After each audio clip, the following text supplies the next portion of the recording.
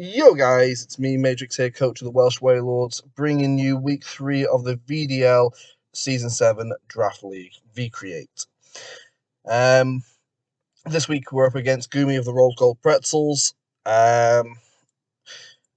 We've been trying to schedule for over a week or so now, just due to scheduling clashes. We just haven't been able to schedule a proper date to play on Wi-Fi, so we were supposed to be playing this match extended from last week on Friday, but he's just popped up to me a few minutes ago saying that he's not going to be able to do that. So instead, we've agreed that we're going to play now. We're going to be playing on Showdown, and I think I'll be showing the replays of the match or providing post-comms afterwards. So best of luck to you, Gumi, and I'll see you guys shortly. Okay, we are here. We are versus Gumi in what is the week 3 match. So this week I decided I was going to bring Corviknight. I felt like Corviknight had a really strong matchup against Gumi, but I also know that Gumi's going to be prepping around it because of the strong matchup. I decided to go for a Rain mode with Pelipper and Seismitoad. Incineroar just because it's a nice pivot mon as always, and then I tacked on Roserade with Choice Specs Roserade, and a Assault Vest Art Dissolve at the end. Just in, I don't know, I wasn't 100% sure what I wanted to do the last 2 slots. But yeah, so without further ado, let's get into the match. So we see here that he's bringing the Nihilego, Absol, Noivern, Tangrowth, Aegislash, and Clefairy. I'm thinking about how he hasn't put a lot of what I actually anticipated. So I'm thinking maybe Corviknight's actually going to be decent here because there's no Rapidash. So I think I'm going to bring Corviknight to this match and probably the Rain mode, Pelipper and Seismitoad. It's just whether I lead that or not. So I'm thinking I'm going to lead the Rain mode. I'm going to bring Corviknight in the back. Maybe it'll be some nice setup if I can remove a couple of key threats like the Noivern, which I do expect to be running like Sunny Day and Flamethrower. At least that's what I found was really effective in practice, especially without the Persian Alola, Persian Kanto being here. I definitely can see that being what's brought. And then I'm just trying to figure out, do I bring Incineroar, do I bring Roserade to this match? Because with the Tangrowth being there, it actually means Roserade's a little bit more favourable, especially with there being Clefairy and Tangrowth. And I'm not really overly threatened by Absol because a lot of the crit stuff that Absol can do doesn't really put a dent in most of the team that I've brought with me. They can all survive at least one crit Sucker Punch or crit attack. So in the end, I just decide I'm locking in Roserade, but I panic and I go, no, I want Incineroar instead, just to get those attack drops on his team. I'm not actually running Incineroar with a fire type move, which is bad for the Tangrowth, but here we go. So we see that it leads Noivern and Nihilego. I'm not 100% sure what he's going to do here. I do think he's going to go for a Tailwind. I'm really hoping he doesn't match my Scarf Icy Wind in speed, so I'm going to go for an Icy Wind and Protect. We see Nihilego goes for the Protect, and Noivern also gets the Tailwind off before my Icy Wind, meaning it's max speed Noivern, which is going to be causing me huge issues. So I expect the Nihilego to be running Grass Knot here, and I'm not sure what else the moves Noivern will be running. It might just go for a Dragon Pulse or something, or a Hurricane into one of my 2. Might even go for a Sunny Day. So I decided to switch out the Seismitoad because I'm not living a Grass Knot from an Nihilego, especially as I'm a Life Orb set this week. So I'm just going to go for just more damage to the Icy Winds, try and pick up the KO on the Noivern, and just reposition. I'm really unsure what this Nihilego is running, to be honest. It could be a Meteor Beam set, it could be a Focus Sash set. The fact that the Yachi isn't on Noivern kind of makes me think that maybe that's Focus Sash instead. And he obviously, with the Frisk, he knows that I'm Life Orb, and he knows that I'm Choice Scarf, so he knows I'm going to be either switching Pelipper or double switching here, or maybe he thinks I just leave the Seismitoad in. I'm not 100% sure. He knows I'm not Rindoberry though, so I swap in Corviknight to take any grass type attack here. And yeah, it goes for the Grass Knot, which is really helpful. I do get a speed drop. It's not really helping me. I'm kind of regretting not going for a Tailwind, to be honest, in turn 1. I feel like just counter Tailwinding turn 1 would have been huge. It meant that I would be still up on speed. So I go for Icy Wind and Bulk Up. I feel like this is okay. But it's a sunny day and the Meteor Beam, and it just one-shots my Pelipper, and I'm like, okay, so it is the Power Herb variety, and the fact that it's already a +2 special attack is really scary. I'm thinking, though, that, well, Nihiligo's already shown 3 of its moves at this point, and it's unlikely to be running a Power Gem, so maybe I'm okay to bring in Incineroar here, because it's already revealed a Rock move and a Grass move. I'm kind of expecting maybe Sludge Bomb, maybe another attack like Thunderbolt or something, or Thunder. So I'm going for the, I think, fake out, and then I'm going to go for another Bulk Up here. I mean, Noivern hasn't revealed an attack yet, and luckily it's got Flamethrower. So yeah, I went for, so it's a little bit quick there because I do skip some turns sometimes. But I did go for a Snarl on that turn to try and drop the special attack of the opposing Mons, as well as going for a Bulk Up again, thinking the Nihiligo can't hit me properly, but it just goes for a Power Gem. Luckily, Incineroar is Charty Berry, so I do survive. But yeah, that turn did not pan out for me at all. Like, I didn't expect some of those moves to go there. Didn't expect the Charty Berry, and I wasn't 100% sure if that Noivern would be running Flamethrower or not as its only attack. This actually puts me in a really bad position, so I'm just going for a hard switch into Seismitoad to reset some fake out pressure, and just to protect the Corviknight for another turn. However, the Nihiligo goes for a Power Gem into my Protect, and the Noivern just goes for a Tailwind, and it's like, this lead is causing me huge issues because I just can't seem to gain speed advantage at all, especially after losing my Pelipper so early. So I decided to just go for a Protect with the Seismitoad, but the Flamethrower off Noivern just kills me straight out, even at -1. I just wasn't especially bulky enough because of the sun. And yeah, so Power Gem went into the Nihiligo as well, so I actually survived the Flamethrower like I expected to, after reducing it with the Snarl, but doubling up with a Power Gem, he predicted it really well, and I could have gone for a free Earthquake to kill the Nihiligo there, but I didn't. I keep skipping turns, which is frustrating, but he switches out. So on that turn, I'm thinking, okay, I'm going to go for the fake out into the Noivern, try and just do something and Ice Punch it into the Nihiligo, sorry, and then Ice Punch the Noivern, because the Noivern can't really do anything into these two Mons.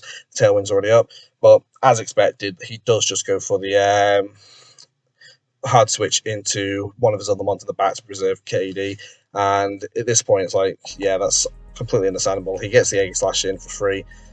He's still got to turn a Tailwind, and I'm kind of just forced to hope. Just basically, I'm in a really bad position. I just decided to not reveal any other information, but he goes for a Grass Knot, gets the KO with the Nihiligo, and a close combat straight up into the Incineroar. But I do learn with that close combat that he is White Herb, and so yeah. Going into game 2 is quite difficult. I'm thinking, how do I need to deal with this lead? And I'm thinking I definitely need to preserve the Pelipper a lot more. I definitely let it go down too early, and I'm not 100% sure if I'm really happy with the Corviknight. I feel like Corviknight, he's got way too many counters for it, so I was considering Arch Assault for a moment.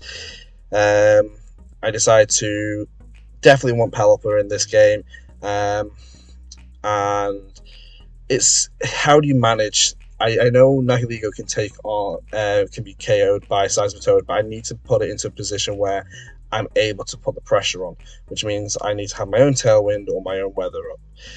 So I decided to lead Incineroar plus Pelipper to try and get that fake out pressure, with Pelipper also being able to set Tailwind itself.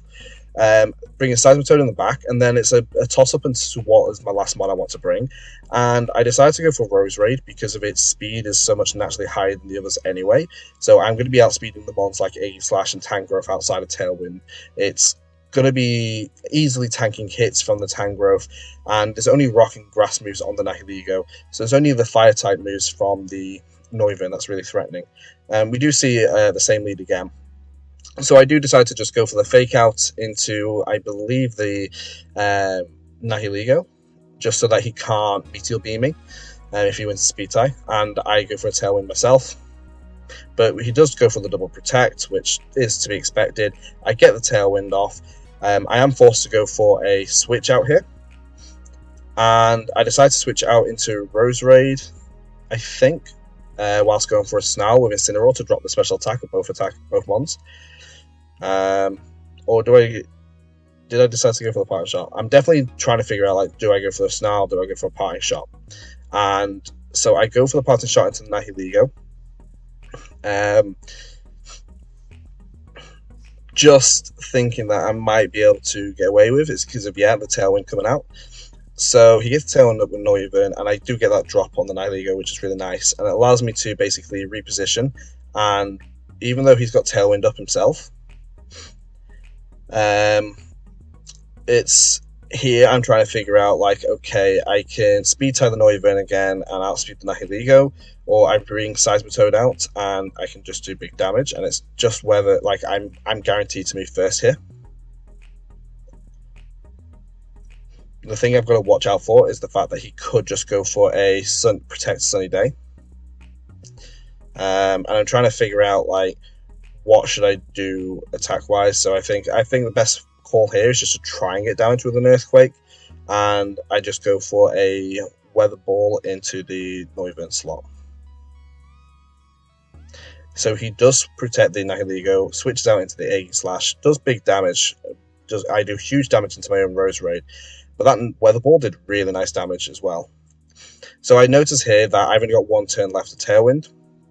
So I'm just going to go for the attack and swap Roserade back out, kill the Noivern so I can get some speed so he can't continue his speed control, and preserve Roserade for the end game.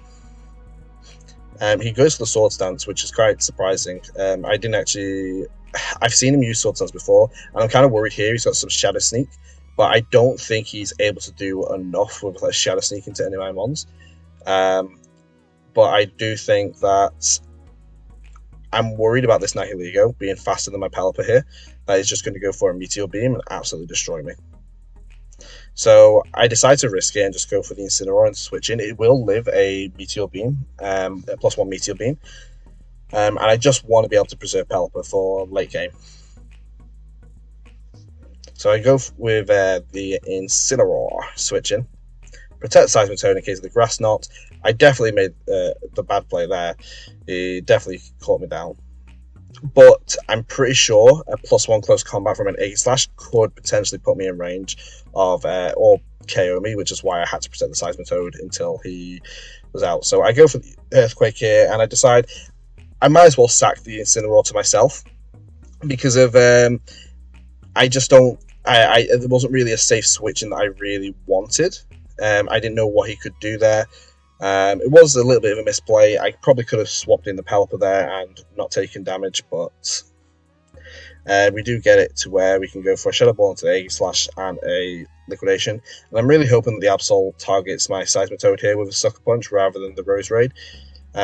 Luckily, it does. So I do get the Liquidation off to kill Absol, and then my Specs Roserade is able to just KO the Aegislash. But definitely came down pretty close there. Like, it doesn't show just how much close it was. Game 3. I feel like the mons were the right mons this time. I just need to reposition a little bit better in this game. But I'm still really worried about some of his mons he hasn't shown yet. Like, he's still got the Tangrowth, he's got the Clefairy. I finally found out what his fourth mon was in the back from game one, was the Absol, most likely. Um, so I'm still, it's still a hard match because of it's really fighting and a lot of mind games here. And the Noivern is super annoying for the fact that it's speed tying my Scarf Pelipper. Um, it's not allowing me to have safe switches. I still need to have Pelipper on the lead. But I'm thinking he's not going to be leading the same this time. I don't think he leads Noivern and Nihilego. I think he switches it up a little bit. And so I decide that I will lead Pelipper and just go for some damage with Roserade.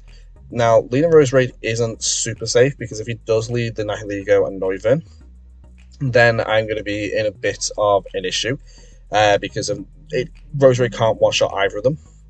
But I do feel like Tangrowth is more likely to come in this game because of he's seen that Seismitoad is causing him issues, even with the Grass Knot.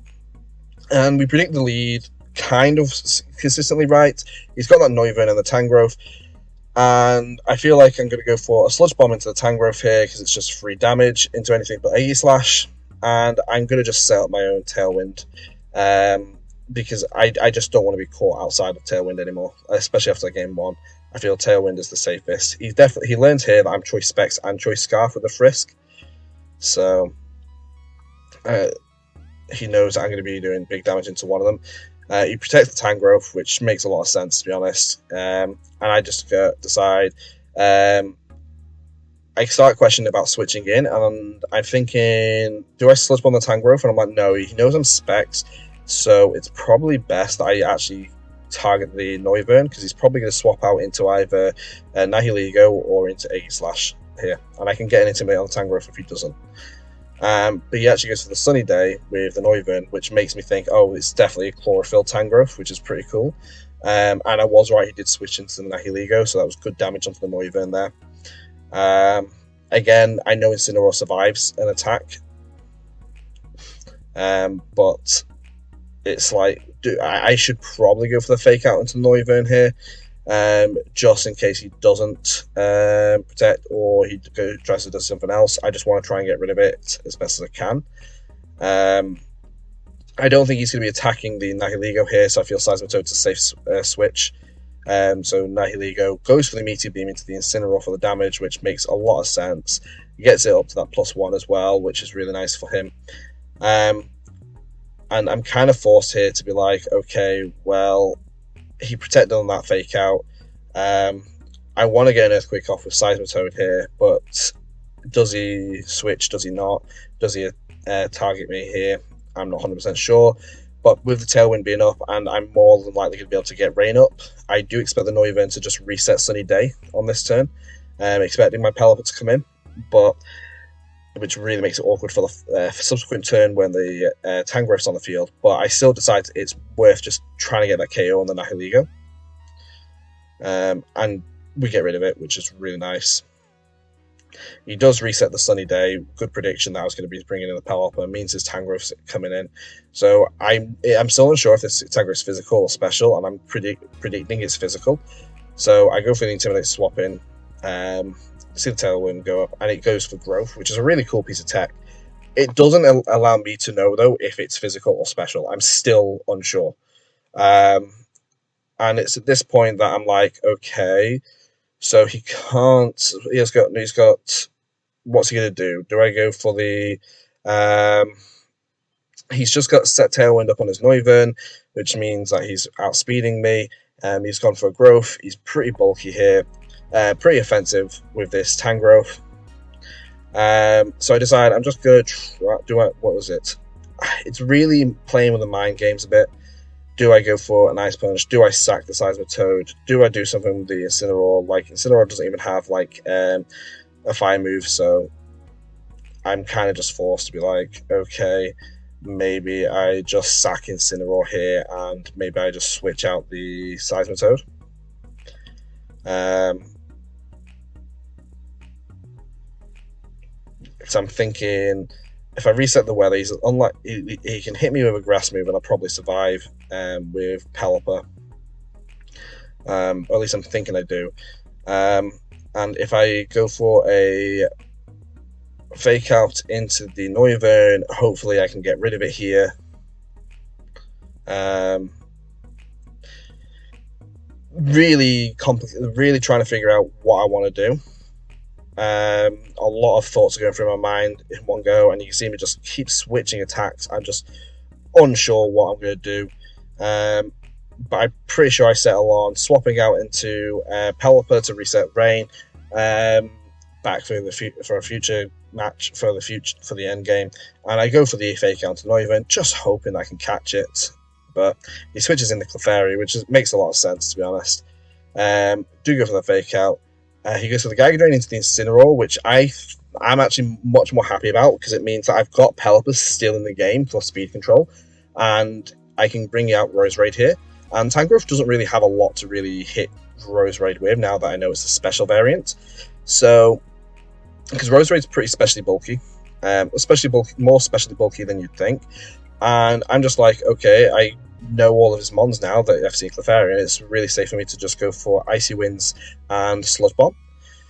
So that's what I do. I get the KO on the Clefairy, and he goes for a Giga Drain into the Roserade. But as you can see, it's doing like 28%. So I know this Tangrowth doesn't have anything to hit my Roserade with, meaning that I'm pretty free to just go for an Icy Wind. Hopefully I get the KO here, but or move forward first. But the Noivern does manage to move before me again, and then the Sludge Bomb just finishes the Tangrowth off.